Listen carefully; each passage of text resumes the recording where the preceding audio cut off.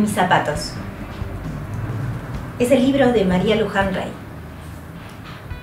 Diario de una madre después de la tragedia de Once. Prólogo de Juan José Campanella.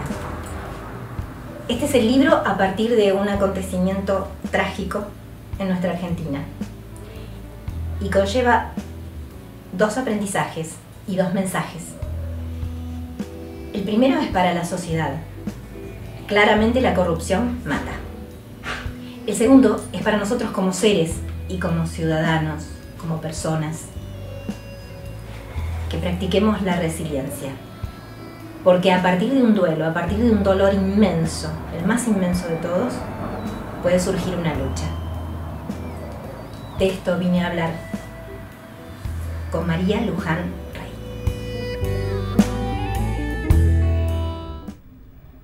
El tren Chapa 16. ¿Sigue siendo una pesadilla, María Luján? No, el tren Chapa 16 fue un tren que no tendría que haber salido nunca a servicio. Fue la tumba de 52 inocentes. Fue la exposición máxima de la desidia, de la corrupción, del me importa nada del otro. Y después de eso, muchas veces consideré que el tren Chapa 16 tendría que haber quedado en el museo de transporte que hay en Luján, como una muestra de lo que pasa cuando el Estado no cumple con el rol, cuando los funcionarios se dejan llevar por la avaricia, por intereses personales. Sé que quedó arrumbado ahí como chapa vieja, como hierro oxidado que era cuando transportaba tanta gente. Sí, ya era un tren de muchísimos años y el Chapa 16 fue armado con 8 vagones que pertenecían a otras 2 formaciones que habían sido destinadas a la inutilidad. Eran 2 formaciones que los mismos gerentes decían que no iban a poder salir a prestar servicio, que no había manera de arreglarlas, y desarmaron esos 2 y armaron el Chapa 16. Pusieron algunos vagones de uno, otros de otro, y armaron entonces con 2 trenes que estaban condenados a la inactividad, armaron el Chapa 16 y lo pusieron a funcionar en la línea, sabiendo todas las deficiencias que tenía. Lo pusieron a funcionar en un horario pico, lo pusieron a funcionar en un día sumamente complicado, como era el primer día hábil después de 2 feriados. Hablabas de los sistemas de frenos en la charla, la última no que te escuché. No funcionaban. Quedó demostrado que el Chapa 16, esto quedó demostrado en el juicio, que el Chapa 16 tenía todo su sistema de frenado deteriorado. De hecho, de los compresores que necesitaba, que eran 8, uno por vagón, tan solo tenía 4, es decir, la mitad. Y el compresor como el elemento fundamental, pero del mismo modo estaban las cañerías que llevaban el aire, que estaban podridas. Todo eso hizo que este tren tuviera un freno degradado y que el maquinista al momento de aplicarlo, que también es cierto que lo aplica tardíamente, no le responde y solo logra disminuir la velocidad en la que ingresa a la estación. Ingresa a 26 kilómetros por hora y va a impactar a 20 tan solo porque hubo una frenada degradada, pero la hubo. Pero bueno, más allá de los sistemas de frenado, el Chapa 16 estaba corroído por el óxido, estaba como conocíamos todos los usuarios o todos los trenes de esa época, con agujeros en los pisos, sin ventanas, sin vidrios, muchas veces sin puertas, con un sistema de enclavamiento, que así se llama, que es el sistema que hoy tienen los trenes chinos y que la gente lo toma como si fuera una novedad tecnológica, que es que el tren, si no tiene la puerta cerrada, no arranca. Esto lo tenían los viejos Toshiba, se llama un sistema de enclavamiento, pero que era anulado adrede, con autorización de la empresa y también de la CNRT, porque como no entraba la gente y no se lograba cerrar la puerta en las estaciones, si hubieran esperado poder cerrar la puerta para que el tren arranque, digamos, siempre se hubieran demorado los servicios porque no se lograba hacer, entonces le quitaban el sistema de enclavamiento y los trenes arrancaban con la gente colgando en el estribo. Pero, digamos, no es un avance tecnológico. Estamos hablando del año... Y el 2012, pero los trenes estos Toshiba vinieron en el año 50, 60 al país y tenían este sistema de enclavamiento que hoy tienen los trenes chinos y que vemos como una gran novedad. No, lo tenían. Estos trenes, cuando llegaron a nuestro país, eran trenes que, digamos, que tenían una tecnología de avanzada para la época. Y también eran trenes que tenían la posibilidad de ser puestos a nuevo, en vez de meternos en la compra de esto que se ha hecho. Pero bueno, fue una decisión política hacer negocios con los chinos, en vez de reparar o tratar de que, porque Toshiba ofrece volver a hacer todos los repuestos de estos trenes en el plazo de un año. Tenía garantizado todos los repuestos para que estos viejos Toshiba estuvieran en condiciones.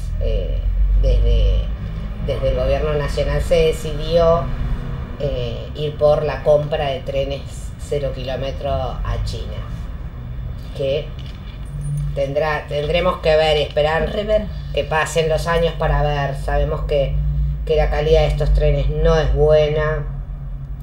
En lo personal creo que hubo muchísimo negociado con todo esto de los trenes. Como ejemplo, la realidad es que se renovaron durmientes, pese a que el exministro Randazzo hablaba de renovación de vías. Solo se renovaron los durmientes, se quitaron los viejos de quebracho para poner durmientes de hormigón importados de China. También, como si no pudiéramos hacer durmientes de hormigón, suficiente, y muchos de los cuales con el mismo peso del tren se parten, y sobre esos durmientes pusieron los viejos rieles, las viejas vías. Por eso hoy estos trenes 0 kilómetros no pueden desarrollar velocidad, y hoy el viaje de Once a Moreno demora 1 hora y media, cuando los viejos Toshiba, aún en las condiciones en que estaban, lo hacían muchísimo más rápido, en media hora menos. Tardaba 1 hora el tren. Suena descabellado, increíble, sí. Como mínimo. Es que tienen muchos problemas. Primero, que no hubo renovación de vías, por lo tanto las vías están deterioradas. El calce que tienen estos trenes, la rueda sobre el riel es mucho menor, entonces si desarrollan mucha velocidad corren el riesgo de descarrilar, de descalzarse, como le dicen ahora. Y estos trenes hoy por hoy no levantan de los 70 kilómetros por hora, cuando son trenes que están preparados para desarrollar mucha más velocidad. Sí. También hablabas del maquinista. El maquinista no estaba experimentado. No, el maquinista no estaba experimentado porque en realidad esto tiene que ver. Marcos Córdoba tenía 24 años, hacía 2 años que era maquinista de trenes eléctricos. Había recibido la formación de un maquinista que sí tenía 17 años de experiencia. Esto tiene que ver con que en nuestro país, algo que se tendría que rever, no sé si hoy por hoy ya se ha empezado a trabajar en eso, pero algo que siempre digo cuando doy alguna charla, porque me parece también interesante compartir el imaginario de la gente, ¿no? Si tuvieras un hijo y quieres ser maquinista, ¿cómo debería ser? ¿A dónde debería estudiar? Porque si quieres ser médico, sabes dónde mandarlo. Si quieres ser piloto de avión, también. Y si quieres ser maquinista, Si quiere ser maquinista no puede, porque en nuestro país son maquinistas los hijos de los maquinistas o los nietos de los maquinistas, como si viniera en el ADN. Una cosa, digo, si los cirujanos fueran así también estaríamos al horno, pero bueno. Con esto de que solo es maquinista el hijo de un maquinista o el nieto de un maquinista, y con una conquista laboral que obtuvo el gremio de la fraternidad, el gremio de los maquinistas hace unos años, reducen su jornada laboral de 8 horas a 6. Entonces tienen que empezar a cubrir vacantes y no hay tantos hijos o tantos nietos que quieran ser maquinistas. Así que en el año 2006 se reduce la jornada de 8 a 7 horas y en el 2007 de 7 a 6 horas. Y en ese tiempo empiezan a formar a pibes que van a empezar a hacer, que ahí empiezan a ser, bueno, sobrinos, siempre tiene que ser familiar de algún maquinista. Marcos Antonio Córdoba es hijastro, digo, su padre político es maquinista y es como ingresa. La capacitación que tiene una persona para ser maquinista es una capacitación que la da el gremio de los maquinistas. ¿Y quiénes la dan? No la dan técnicos, ingenieros, ferroviarios, la dan maquinistas de antigüedad. Que tiene mayor antigüedad. Que lo que transmiten son vicios de la profesión. Por ejemplo, se habló mucho de la anulación del hombre muerto, del freno de hombre muerto.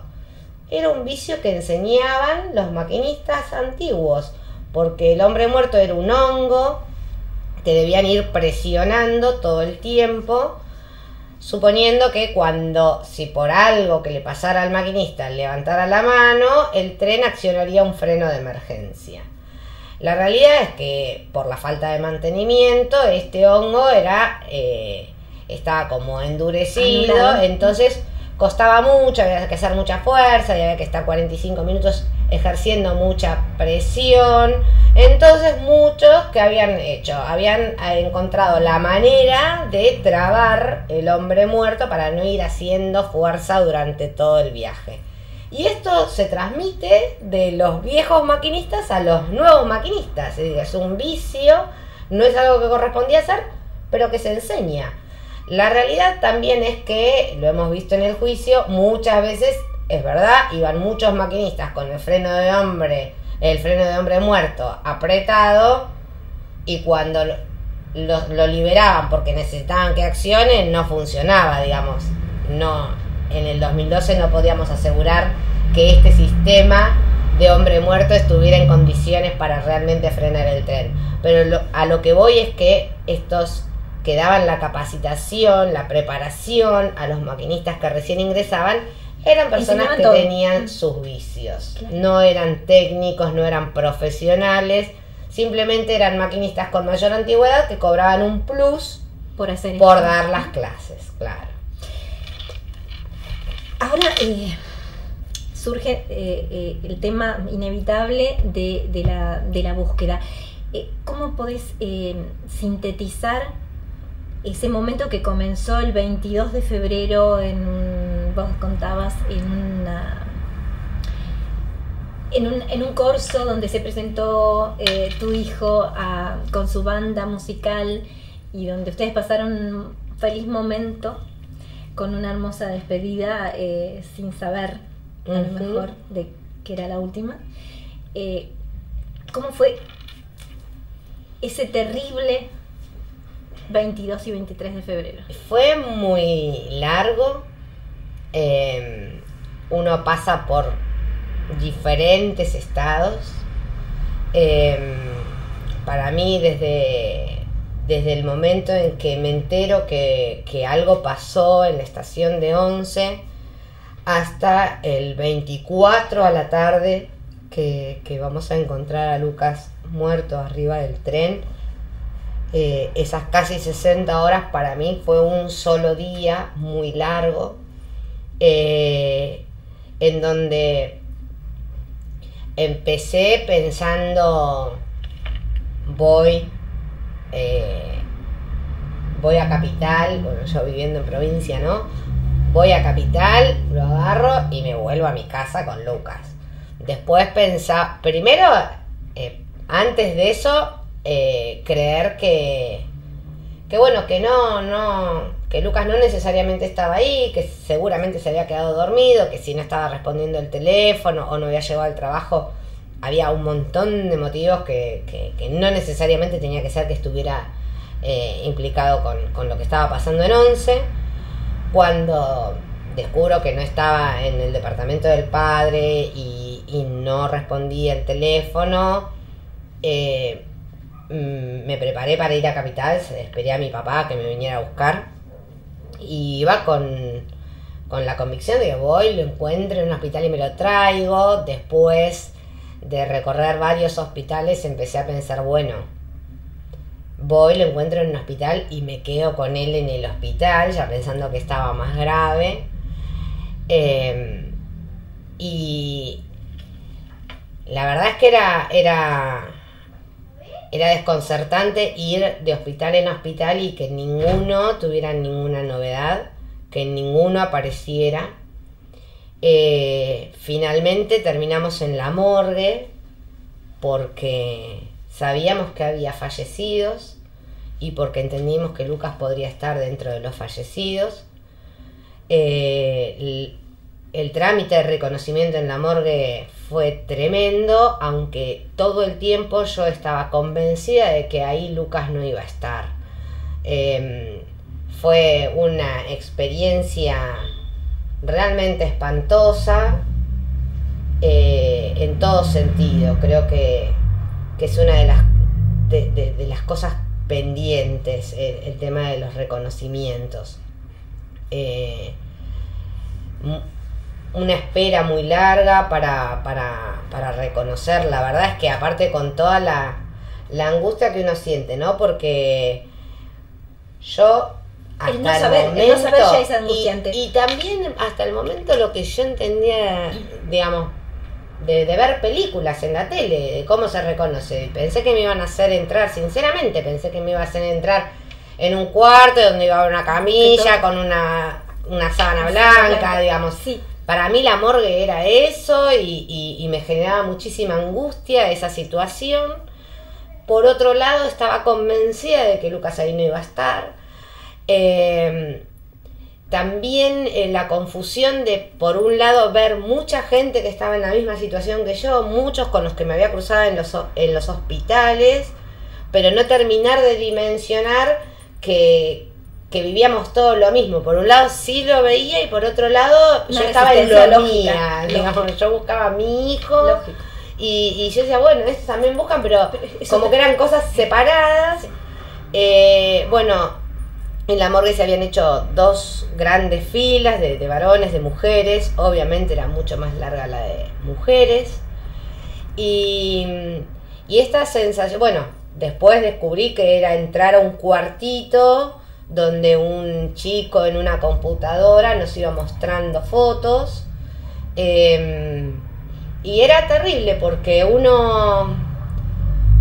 vos veías primero las imágenes, ¿no? Parece encontrarlo en cada una. Yo veía la foto y decía, no es. No tenía dudas. Pero uno se siente todo el tiempo mal porque, digamos, veías una foto y no era, y eso te daba cierta sensación de alivio o de alegría de que no es. Pero en el mismo momento vos sabías que no era mi hijo, pero era el hijo de alguien. Estaba viendo a alguien que falleció. Y sentirse bien porque no es tu hijo es terrible, te hace sentir un monstruo. Entonces esto se repetía en cada foto, porque aparte, bueno, después de pasar eso venía otra foto y otra vez lo mismo. Si no era, el alivio porque no era, y sentirse mal porque uno en realidad se aliviaba que no fuera Lucas, pero entendía que era de otra familia, que otra familia iba a estar destrozada. Entonces, eso fue una situación bastante difícil. Así todo, no hubo un solo instante en el que yo dudara de que ahí iba a estar Lucas. Yo estaba convencida, sabía que ahí no iba a estar. Y sentía en el fondo que tenía que hacer esto, pero que estaba perdiendo tiempo, que yo tenía que seguir buscando. Pasaron todas las fotos, fue bastante desprolijo también porque cuando pensamos que ya se había terminado y salimos, nos dicen, bueno, ahora en una horita hay otro grupo de fotos para ver, que vos decís, no puede ser que otra vez tengamos que pasar por esto. Claro. Digo, si había 15 fotos me las hubieras mostrado las 15 en el momento. Sí, me pareció una desprolijidad muy grande. Terminamos muy tarde esa noche. Sé que muchos familiares encontraron ahí a quien estaban buscando. Era tremendo porque se escuchaban gritos desgarradores, se escuchaban golpes, cada uno reacciona de manera diferente y la verdad es que era tremendo estar ahí. Cuando terminamos de reconocer todas las fotos y finalmente Lucas ahí no estaba, fue también difícil porque ya no sabíamos por dónde íbamos a seguir. Habíamos recorrido todos los hospitales y pese a que en los medios de comunicación decían que los hospitales eran de Cava, eran de la ciudad de Buenos Aires, nosotros habíamos recorrido, y con amigos que se fueron sumando, habíamos recorrido hospitales de provincia, clínicas, sanatorios, digamos, habíamos extendido muchísimo más la búsqueda. Encontrábamos también que había mucha mentira en lo que se decía, porque por ejemplo decían, bueno, no se trasladaron a hospitales de provincia, y nosotros teníamos a alguien que decía, che, fui al hospital parisien de La Matanza y hay 3 heridas de la tragedia, pero son 3 mujeres. Pero bueno, eso generaba también más angustia, porque decíamos, bueno, nos están mintiendo, no es que están diciendo que solamente no hay. Capital Federal. Entonces era pedirle a todo el mundo que buscara por todos lados. ¿Contaste con ayuda, obviamente, de amigos y familiares? Amigos y familiares, y se iba sumando gente que yo no conocía y que cada vez éramos más. Nosotros teníamos la suerte de contar con auto. Muchas familias tenían que movilizarse de un hospital al otro, viajando en colectivo. Nos dábamos una mano, nos anotábamos los nombres para dar una mano. Ese miércoles ya era muy tarde, ya era jueves a la madrugada cuando salimos de ahí, y alguien nos dice que Lucas estaba en el Fernández, en la guardia psiquiátrica del Fernández. En realidad alguien, un funcionario del gobierno de la ciudad lo dice, así que hasta allá fuimos. Tuve una pelea porque no nos dejaban entrar y finalmente nada, este funcionario, sin ninguna mala intención, pero cometiendo un gravísimo error, replica un tuit que había leído. Sí, y Lucas no estaba ahí. Nada, ya no teníamos batería en los celulares, habíamos salido muy temprano de acá de casa. Yo le había pedido a mi papá, porque era el que tenía auto, y porque salí con la idea de ir y volver, y mi viejo es diabético y había pasado el día sin comer, sin aplicarse su insulina, con los nervios, con la angustia, yendo de acá para allá. Entonces decidimos volver para recargar celulares, para cambiarnos de ropa. Yo tenía que hacer la denuncia en la comisaría acá en Padua. Y hicimos eso y volvimos a salir.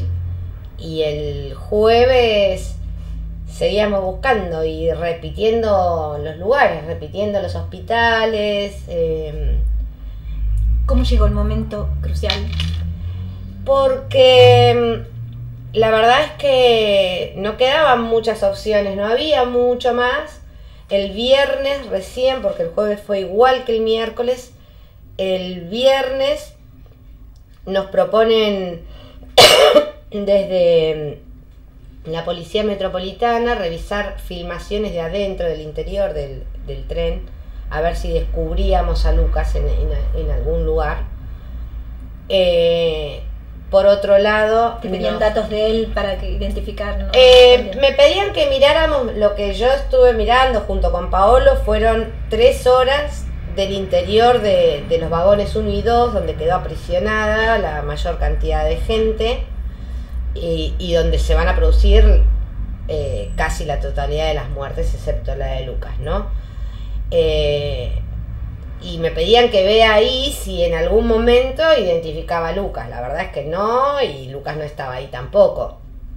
Por otro lado, como las fuerzas de seguridad a cargo del operativo descreían que Lucas había subido al tren, nos querían convencer de que señora se habrá ido con una noviecita. Un cuestionamiento permanente. Señora debe estar por ahí, habrá algo que usted no sabe de su hijo. Tal cual. Entonces yo lo que entendía es que no lo buscaban, porque si no me creían que había subido al tren, entonces nos proponen, digamos, nosotros teníamos que demostrarle a ellos que Lucas había subido al tren. Entonces nos proponen entrar a un cuarto que había en la división Sarmiento de la Policía Federal.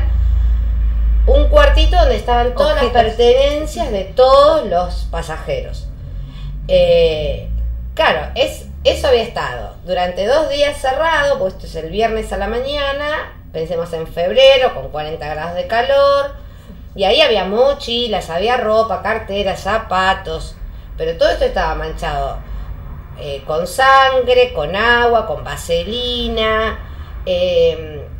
Entonces la verdad es que ahí no se podía identificar absolutamente nada. Y era un cuartito entero lleno de cosas. Entonces, como vimos que ahí no íbamos a poder encontrar algo de Lucas, que aparte no hubiéramos encontrado porque Lucas tenía todo consigo, el juez ordena traer a los perros. Recién ahí.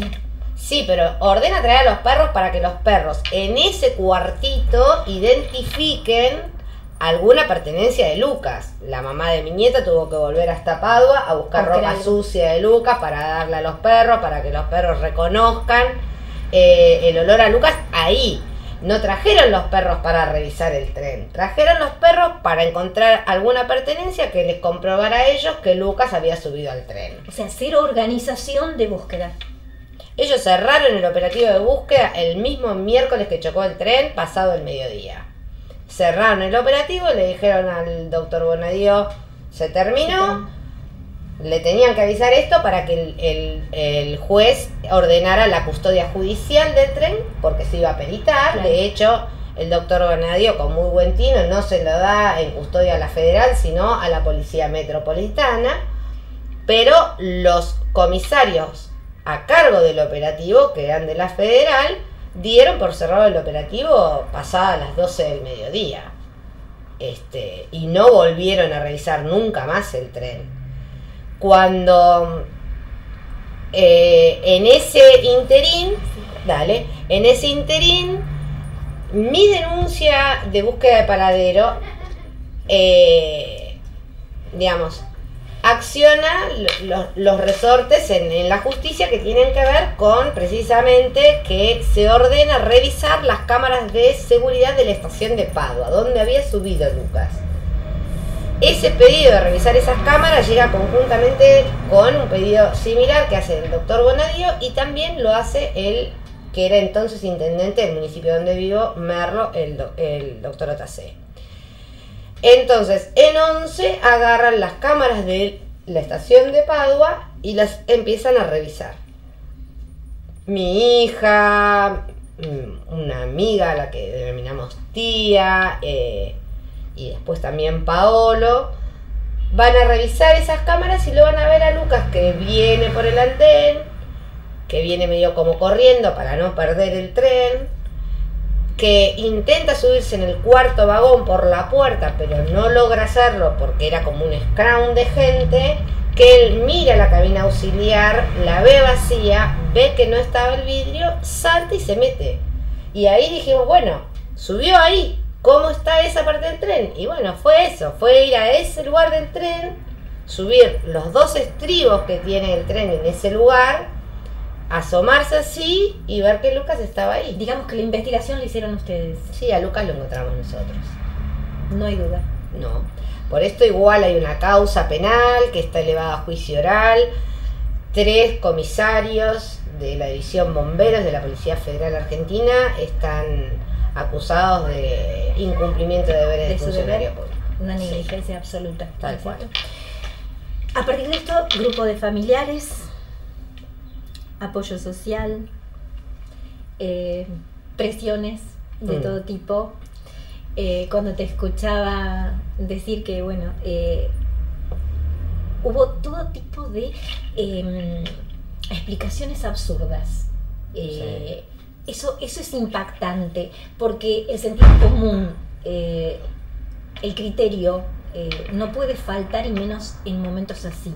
Y sin embargo se les dijo, bueno, el tren estaba sobrecargado, el horario era pico, lo que pasa que hay más trabajo. Tremendo. Casi rayona con lo insólito y lo macabro. Sí, yo creo que no fue inocente, creo que tenían absolutamente claro que lo que había sucedido era su responsabilidad, pero bueno, nunca tuvieron la capacidad para hacerse cargo, y entonces salieron a hacer lo que mejor sabían hacer, echarle la culpa al otro, y en ese otro sin importar a quién le echamos la culpa. Entonces la culpa de morir en el primer vagón la tenían por viajar en el primer vagón, o por ir a trabajar, o digamos, se responsabilizó a las víctimas antes de hacerse cargo de su responsabilidad. La realidad es que escuchamos de todo. Si hubiera sido el día feriado no hubiera sido tan grave, y después el intento de explicar una tragedia de tal magnitud como consecuencia de una sola causa, cuando lo primero que tuvimos en claro los familiares fue que para que sucediera semejante tragedia tenía que haber muchas causas, y detrás de esas muchas causas hay muchos responsables, que al día de hoy sigo sosteniendo. Si el maquinista, no por inepto como ellos intentaron demostrar, o enfermo porque han pasado desde borracho, dormido, a tener un problema de salud, si el maquinista adrede por pertenecer, no sé, a un grupo fundamentalista hubiera querido hacerlo, no tendría que haber tenido la posibilidad. Eso es un servicio de transporte seguro.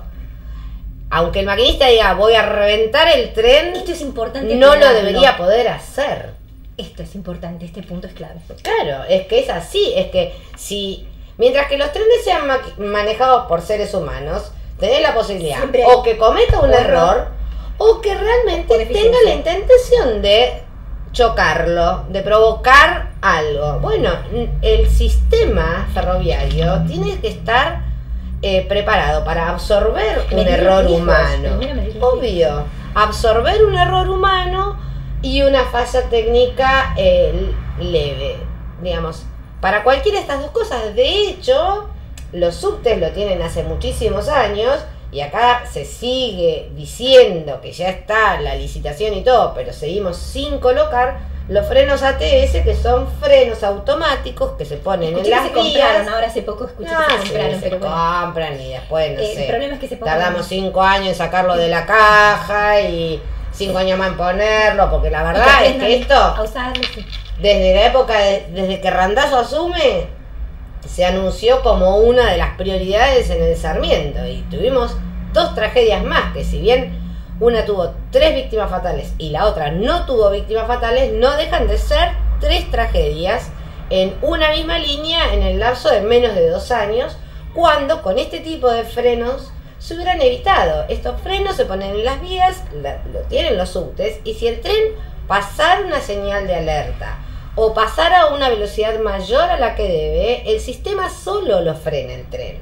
Entonces, la realidad es que aún con la tragedia de Once, nunca estuvo la voluntad política de hacer lo que realmente hay que hacer. Se salió a hacer un maquillaje, se siguió sosteniendo. Bueno, de hecho hoy... Vos decías que plotearon los trenes para mostrar Ploteó los trenes Randazzo porque no los podía ni pintar, porque estaba tan podrida la chapa, tan oxidada, que no se podía pintar eso. Entonces se ploteó.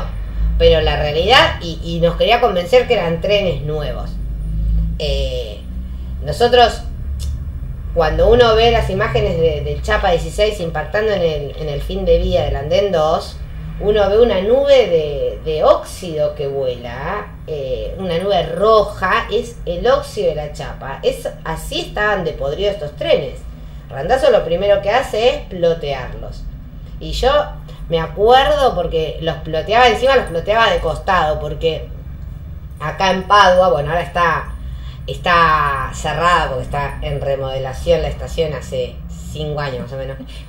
Pero estaba el túnel, el túnel no, el puente que cruza. Y si uno se paraba arriba del puente y veía los trenes ploteados, el techo estaba todo podrido, porque el techo no lo ploteaba. Entonces uno veía el techo todo podrido. Maquillado. Claro, ahora de costado, igual el plotter, digamos, uno veía los agujeros en la chapa, veía... Sí, pero bueno, la realidad es que... no solo hubo una desidia y un desinterés en el antes, por eso permiten que las condiciones en las que se desarrollaba el servicio se mantuvieran, sabiendo que nos llevaba indefectamente a una tragedia. En el durante, porque salieron a responsabilizar las víctimas, porque salieron a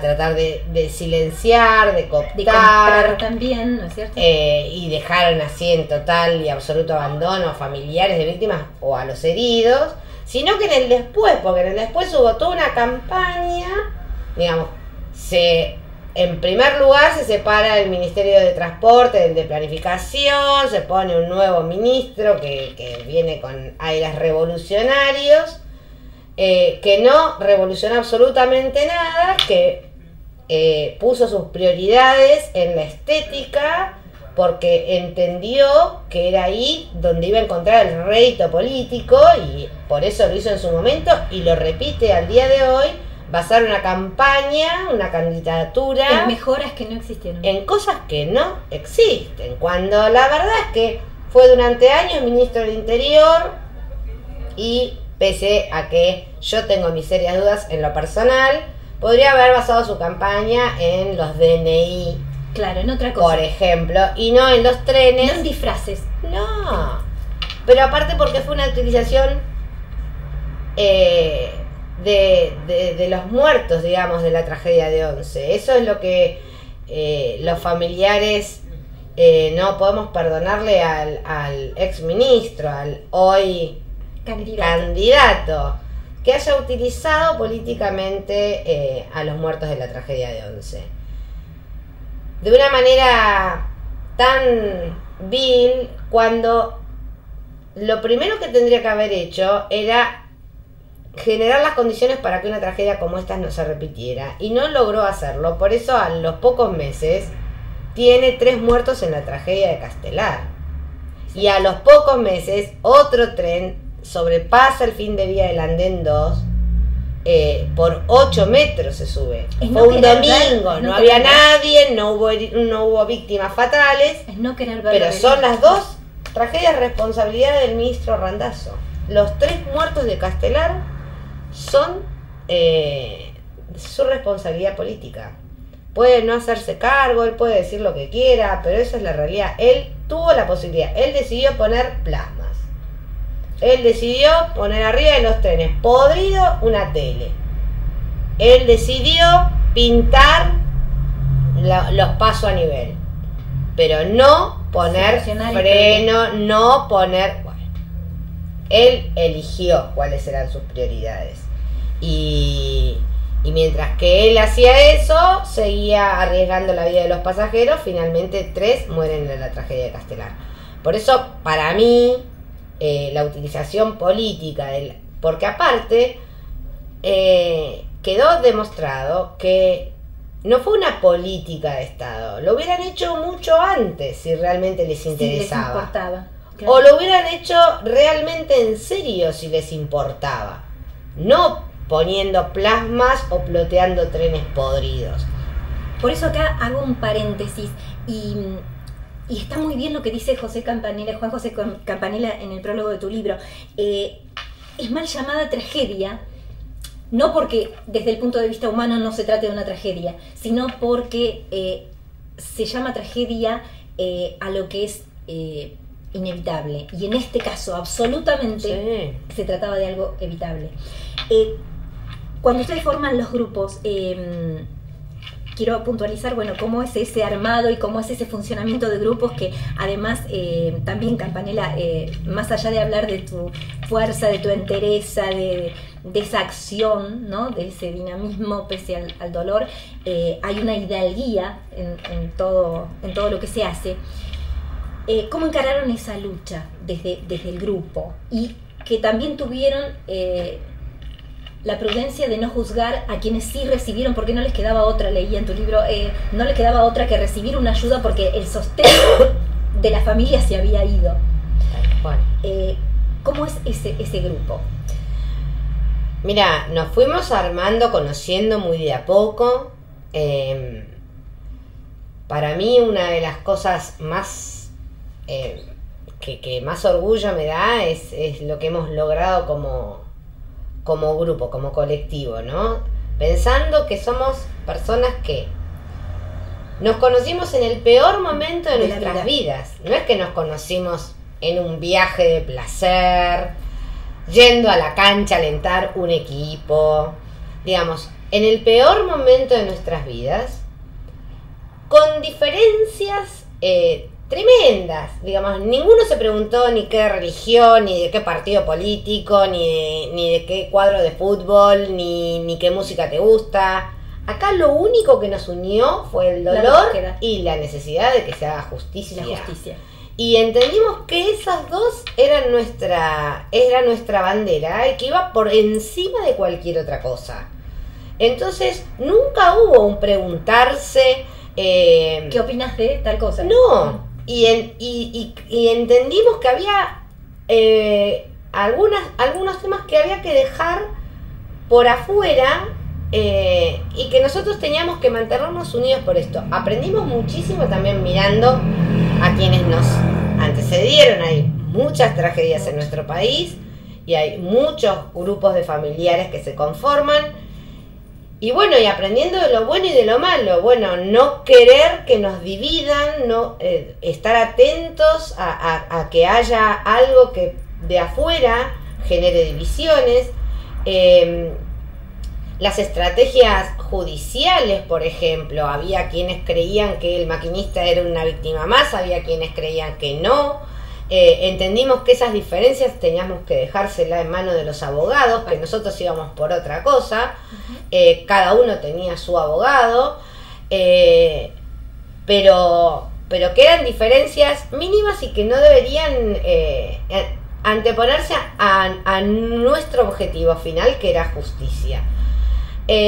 Aprendimos obviamente a querernos porque uno se conoce desde otro lugar. A mí y a todos nos ha pasado, y hoy que conozco familiares de víctimas de otras situaciones, nos pasa igual. Yo hace poquitos días tuve la posibilidad de hablar con la mamá de Erika Soriano y en una charla telefónica de un ratito sentí que la conocí de toda la vida. Claro. Y te pasa que por ahí gente con la que compartiste toda la vida, hay cosas que no termina de entender. Quienes atravesamos por una situación así tan dolorosa, tan difícil, es que la empatía nos encontramos, sí. Entonces, bueno, esto nos pasó a los familiares, ¿no? Sentir que nos conocíamos desde otro lugar y sostenernos y aprender que uno era bueno hablando en los medios y transmitiendo lo que el sentimiento de todos, que otro era bueno organizando reuniones, que otro era bueno trayendo los sanguchitos para las reuniones, y cada uno fue encontrando su lugar. Y entendiendo todos que todos los lugares eran importantes. El papá de Paolo ayudó mucho. El papá de Lucas y Paolo ayudó mucho con el tema de medios, de comunicación, de saber cuándo era mejor tirar una noticia, que un viernes a la tarde se te muere, que mejor dejamos para el lunes, que un acto a tal hora no sirve, que es mejor en tal horario, esas cosas. Porque cada uno desde su experiencia lo fue armando y vos eras muy clara exponiendo como profesora, muy clara cuando tenés una charla o enfrentar público, ¿no? Y a mí me tocó más... Y en los medios.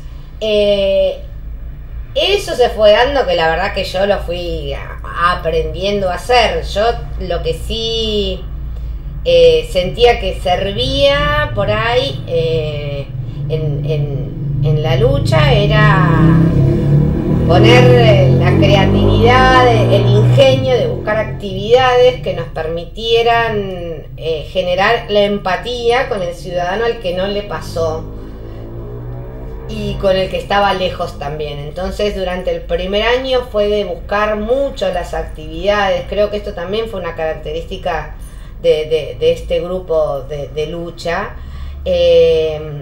Nosotros nos propusimos nunca cortar una calle, nunca el escrache, digamos, una actitud pacifista. Y todas las actividades que tuvieran que ver con la vida y no con la muerte, ¿no?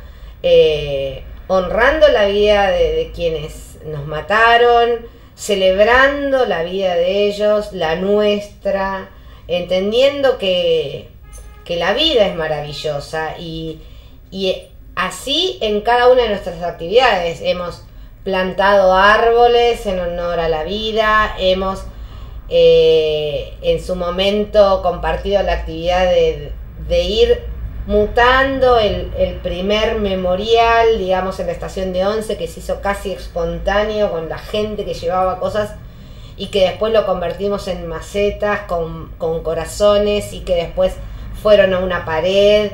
Y que después terminó siendo lo que es hoy, un memorial que está en el andén 1, que cuando uno lo ve son muchos corazones, que es colorido, que no remite a la tristeza de la muerte, sino a la alegría de la vida.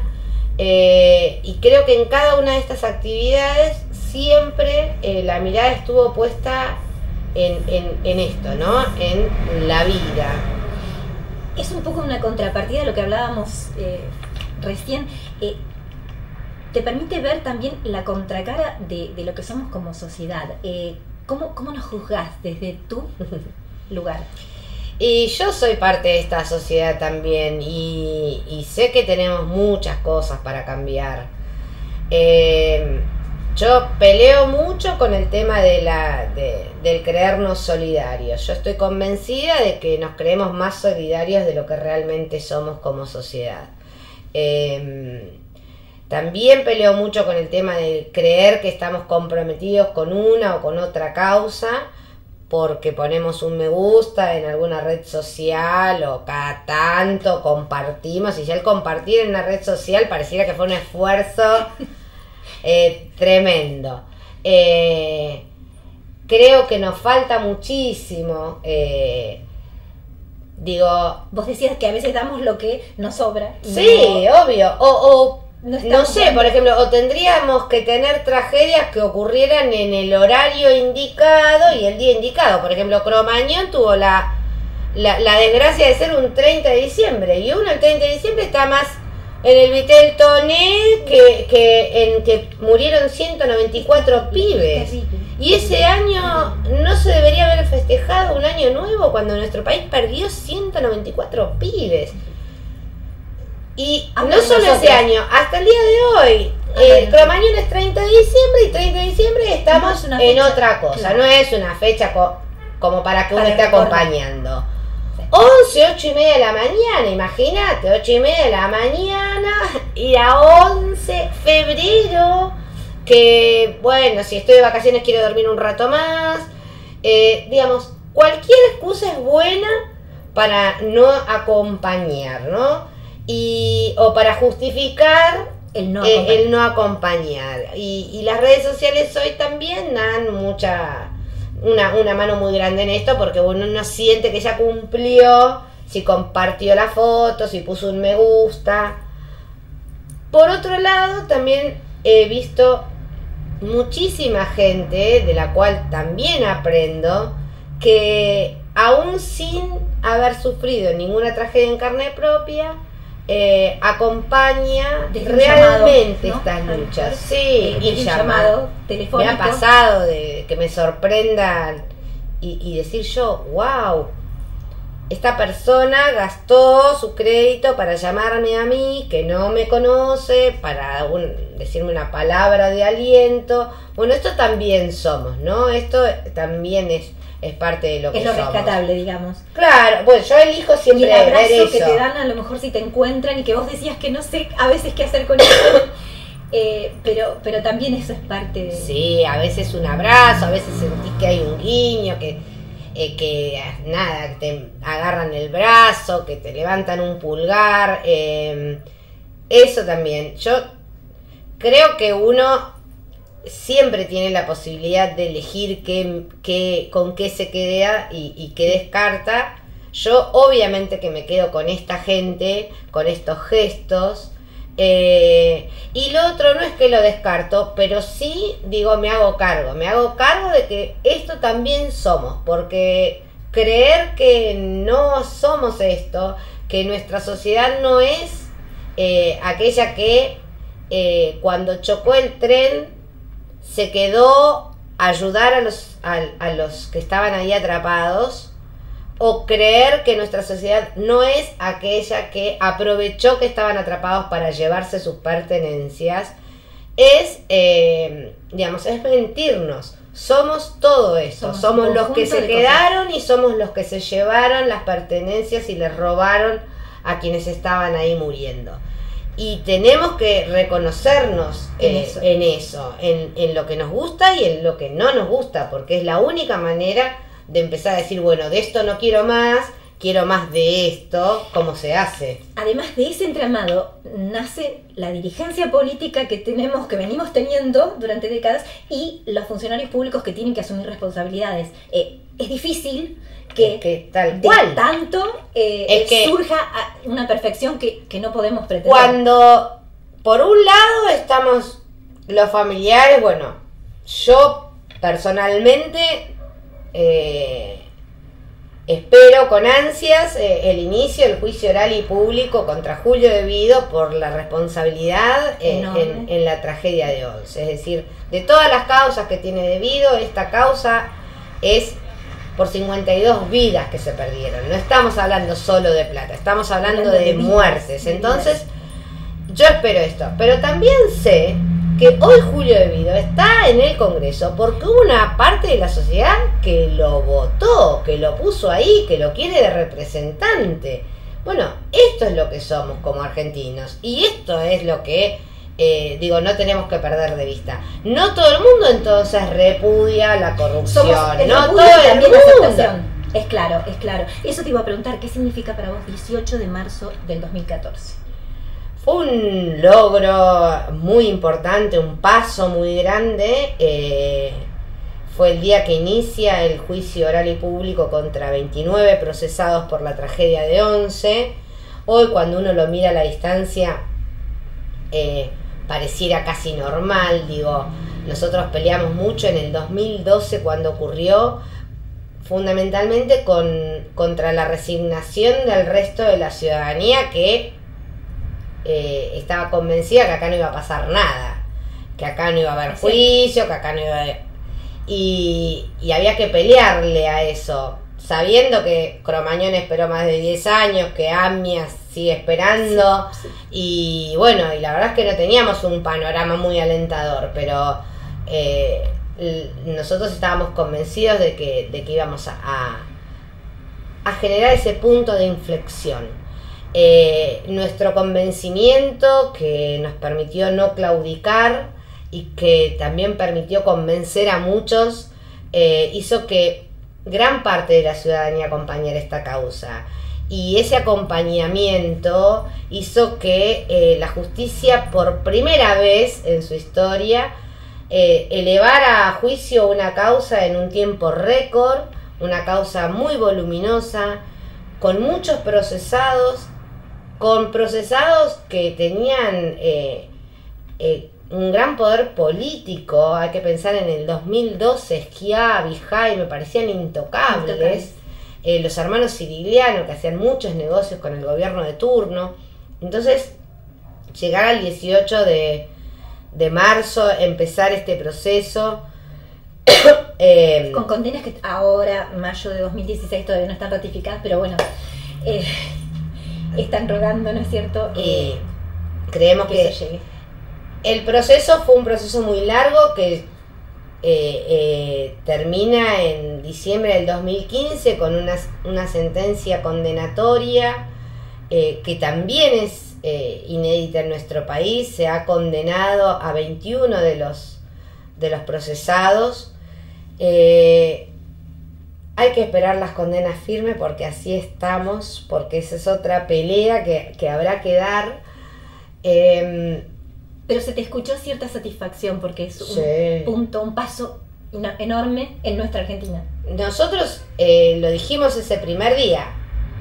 A mí me dicen, digo, hay varias cosas para pensar. Por un lado, digo, qué bueno lo que hemos logrado, ¿no? Porque muchas de las personas que en el 2012 nos decían, acá no va a pasar nada, en el 2015, cuando escucharon 8 años para Juan Pablo Schiavi, decían, 8 años no es nada. Claro. Y yo, bueno, pasamos de quédate en tu casa, no hagas nada, a 8 años es re poco. Tal cual. La verdad es que si a mí me preguntás por 52 muertos, digo, aunque sea uno, si me preguntás por mi hijo, 8 años no es nada, bueno, sí, no es nada. ¿Cuántos años deberían ser? No sé cuántos años deberían ser. Lo que sí sé es que nosotros tenemos un código procesal penal, unas penas estipuladas para cada delito, y que las penas que hemos conseguido nosotros son mucho más cercanas a las máximas que se permiten, que están establecidas, que a las mínimas.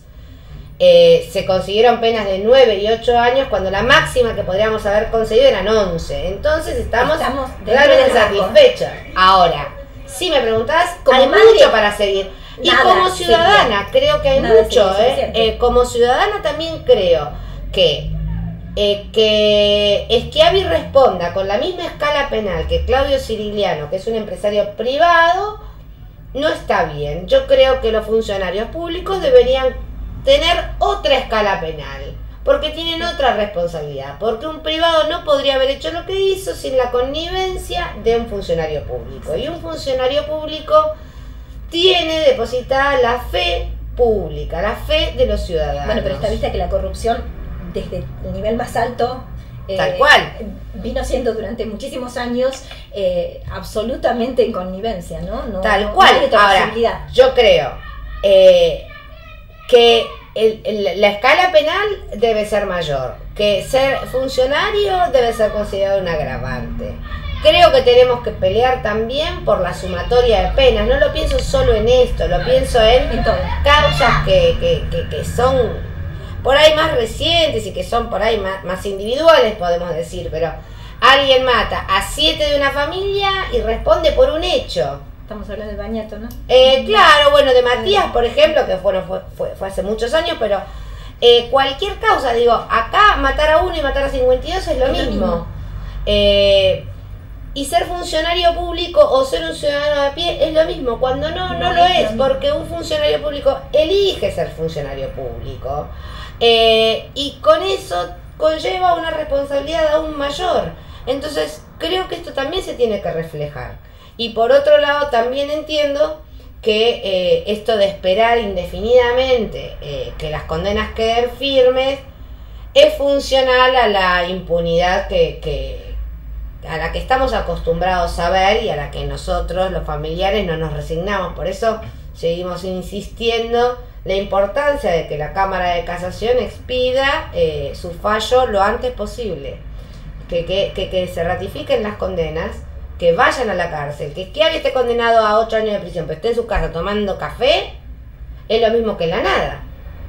acá el que es condenado tiene que ir preso. Y la realidad es que debería ir preso y desde la cárcel que apele todo lo que quiere. Entonces, si los jueces de casación se toman 5, 10, 15 años, bueno, no importa, mientras está preso. Acá, hoy por hoy es al revés. Sí, aparte si no hay condena firme, no hay la presión está endeble, así que tenemos varios temas para resolver, ¿no? Muchos. Decir para vos la palabra justicia y la palabra impunidad aquí en nuestro país están ligadas. Sí, es que estamos más acostumbrados a la impunidad que a la justicia. Es que también es parte de lo que como ciudadanos tenemos que proponernos cambiar, sin esperar que cambie en los otros. Digo, el que es un corrupto, el que se considera impune y el que la pasa bien así, no va a hacer nada para que esto cambie. Los que tenemos que pelearla para que las cosas sean de otra manera somos los ciudadanos. Ahora, depende de los valores totalmente. Sí, es que hay que dejar, primero dejar de naturalizar las conductas que son criminales. Dejar de ver a la corrupción como una cuestión solamente de dinero, de enriquecimiento. Te la pintan de una manera como si, bueno, yo quiero ser corrupto, porque si ser corrupto es tener semejante casa, semejante auto. El tema es que lo que no te dicen es que semejante casa, semejante auto se paga con la vida de otros. Entonces, ese debe ser el mensaje. ¿Vos querés tener semejante casa, semejante auto si matamos a tu hijo o si matamos? Ahí es donde... Aparte esa inconsciencia de que les puede pasar. Bueno, esto de no naturalizar. El roban pero hacen, bueno, este roba pero hace. El que roba es ladrón, el que roba tiene que ir preso y no hay, digamos... pero se naturalizó tanto y está tan incorporado. La gente da por sentado que el funcionario algo roba, que bueno, que digamos que la justicia no lo toca nunca, que digamos esto en primer lugar, que es algo de lo que también habla Campanella en el prólogo, ¿no? Escandalizarnos, hay cosas que realmente dejamos de escandalizarnos. No, y ahí está lo que él, digamos, esto que él dice, ¿no? Del sapo. Somos ese sapo que nos meten en el agua fría y la van calentando de a poquito y nos van matando sin que nosotros peguemos el salto. Y en eso sí creo, pero creo que se empieza de a uno, de cada, digamos, con una transformación personal, cada uno tiene que decir, bueno, esto no me lo banco más. No esperar que todos piensen igual, yo esto no me lo banco más. Contra esto la voy a pelear. Tiene que haber una condena social. Hay cosas que obviamente uno espera la condena de la justicia penal, cuando son delitos penales, pero hay muchas veces que tienen que ver con la ética, que tienen que ver con los valores, y para eso tiene que estar la condena social. La condena social que no le permita a un corrupto como Aníbal Ibarra presentarse en una lista. Digo, el tipo tendría que darle vergüenza, ¿no? Digamos, la sociedad misma tendría que avergonzarse de tener... Pero él no lo va a tener. Él no lo va a tener, como no lo tiene ninguno, porque necesitan o fueros o seguir posicionados políticamente. Entonces es la gente la que tiene que decir, bueno, no, mira, no habrás cometido un delito, pero sos un impresentable porque tenés una altura moral muy baja para lo que nosotros esperamos como funcionarios, porque si estos tipos son los funcionarios, bueno, ¿cómo van a funcionar las cosas? El calibre de las circunstancias. Tenemos que levantar la vara, Estamos muy acostumbrados a elegir entre lo malo, lo menos malo, entre lo que ya, bueno, estamos acostumbrados. No, tenemos que levantar la vara, tenemos que exigir lo que realmente creemos que nos merecemos. Una clase dirigente honesta, que labure, saber que un funcionario público tiene que tener vocación de servicio, si no se tiene que dedicar a otra cosa, que la política no es una mala palabra, pero es una herramienta para el bien común, no un fin para enriquecerse. Tenemos que empezar los ciudadanos a levantar la vara, a tener en cuenta qué es lo que elegimos, por qué elegimos. Estamos siempre eligiendo en contra el mal menor. No. Hablaste de política y bueno, antes de la última pregunta, pues vamos a hacer un corte para pasar a la faceta personal. Dijiste política. ¿Qué ofrecimientos concretos tuviste para trabajar en política? Y lo primero que me tocó, creo que en el 2013, o en el 2012, para diputada, y después varias veces este ofrecimiento de ser, diputada. ¿No será parte de una necesidad de ir al encuentro de gente con valores? Yo creo que en algún momento la gente honesta y la gente que no viene con toda esta historia de rosca y de ver dónde se acomoda, tiene que incursionar porque es la única manera. Uno se cansa de ver siempre los mismos personajes, pero también es cierto que no se mete gente nueva. A mí todavía no me tocó ese momento. Sé que las respuestas a las necesidades y a los cambios que veo que se necesitan, tiene que venir sí o sí de la política.